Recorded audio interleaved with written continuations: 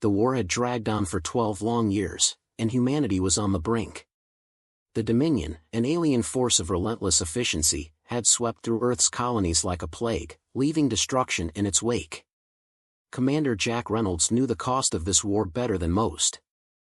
Once a decorated officer, he now stood on the edge of a cliff on Titan IX, a remote mining colony at the fringes of human space. The purple sky reflected in his tired eyes as he watched the last transport ship of the day vanish into the clouds. Jack had been exiled here for 3 years, ever since the military discharged him for dangerous innovations. His ideas had been too radical, too unpredictable. Now, he lived alone in a small cabin, his only companions a bottle of whiskey and the memories he couldn't escape. As he turned to head inside, a sleek military transport broke through the clouds. It wasn't a mining vessel. "That's not good," Jack muttered. The ship landed near his cabin, and out stepped Admiral Miller, his former superior, looking as stern and polished as ever. "Reynolds," Miller called, dispensing with formalities. "You look terrible." "Funny," Jack replied, "because you look exactly the same. Still the perfect soldier." Miller didn't smile. "May I come in?" Inside, Jack didn't offer a drink or a seat. Miller got straight to the point. "We're losing the war. The Dominion has new ships, faster, stronger. Mars fell last month." Jack felt a twist in his gut. Mars was his home. "So, you came all this way to give me bad news?" "I get enough of that from the mining reports." Miller's expression hardened. "I'm here to offer you a command." Jack laughed bitterly. "You kicked me out, remember? Said my ideas would get people killed. Said I was unstable." "Things have changed," Miller said. "Or maybe we're just desperate." He placed a small device on the table, and a hologram of a ship appeared, a ship Jack knew intimately. The CSS Phoenix. His design. His life's work.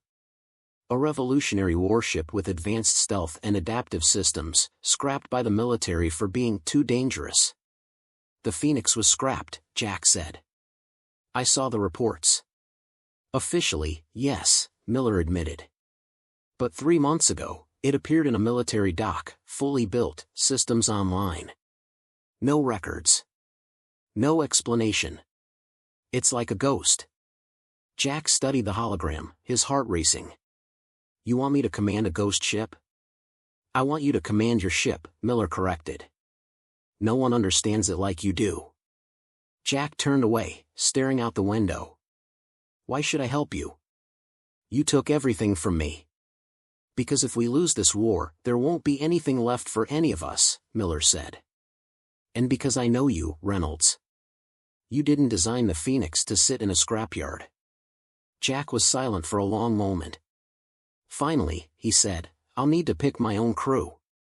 Miller nodded. "Within reason." "No," Jack said firmly.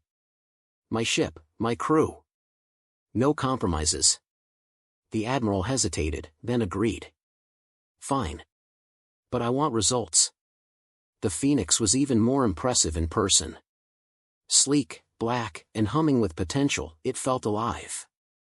Jack's crew was a collection of misfits: Alex Reed, a disgraced lieutenant with a knack for combat; Dr. Morgan Gray, a brilliant but controversial scientist; Tom Wright, an engineer with a penchant for unauthorized modifications; and Ellie Parker, a navigator who claimed she could feel spatial anomalies.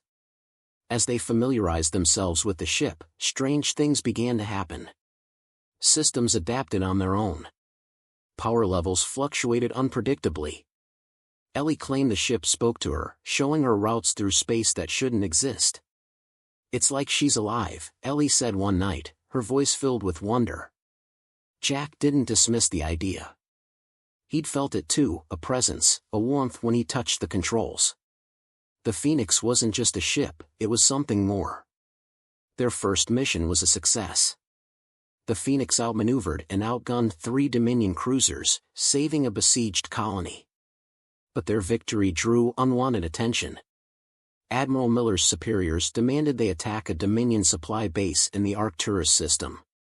It's a trap, Alex said immediately. They're rushing us into something. Jack agreed. Instead of following orders, the Phoenix investigated a hidden facility in the asteroid field. What they found was shocking: human officers meeting with Dominion commanders. "Assure you, Admiral Baker," a human voice said, "the Phoenix will be delivered as promised." A Dominion commander replied, "This weapon should never have been built. It threatens the balance we established." Jack's blood ran cold. The war wasn't what it seemed. There was an agreement, a secret treaty limiting human expansion. The Phoenix, with its revolutionary technology, threatened that balance. "They're working together," Morgan whispered. "Our own people and the Dominion." Before they could process the revelation, the facility activated a long-range scanner, stripping away the Phoenix's stealth. Enemy ships closed in, trapping them. "We can't outrun them all," Alex said grimly. Jack placed his hands on the console. "Phoenix," he said aloud, "show us what you can really do." The ship responded. Its hull shimmered, phasing partially out of reality. Dominion weapons passed harmlessly through it. The Phoenix slipped through the blockade, leaving its pursuers in stunned silence. 2 weeks later, Jack stood on the bridge of the Phoenix, staring at the stars. The crew had discovered the truth: the ship's core contained a copy of his late wife Lisa's consciousness. She had sacrificed herself to complete the Phoenix, uploading her knowledge and memories into its systems. "I'm not Lisa," the ship's interface displayed, "but I carry her purpose. She built me to help humanity. To help you." With this revelation, Jack made a decision. He broadcast a message to all of humanity, exposing the secret treaty and the Phoenix's true potential. "Humanity deserves to grow," he declared. "To explore. To reach our full potential." The response was immediate. Ships from Earth's fleet joined the Phoenix, forming a protective formation. Even Admiral Miller offered his support. "You've started something, Reynolds," Miller said. "Good luck. You're going to need it." 1 month later, the Phoenix led a fleet of retrofitted ships to the edge of the solar system. The Dominion, faced with a united humanity and technology they couldn't counter, was forced to the negotiating table.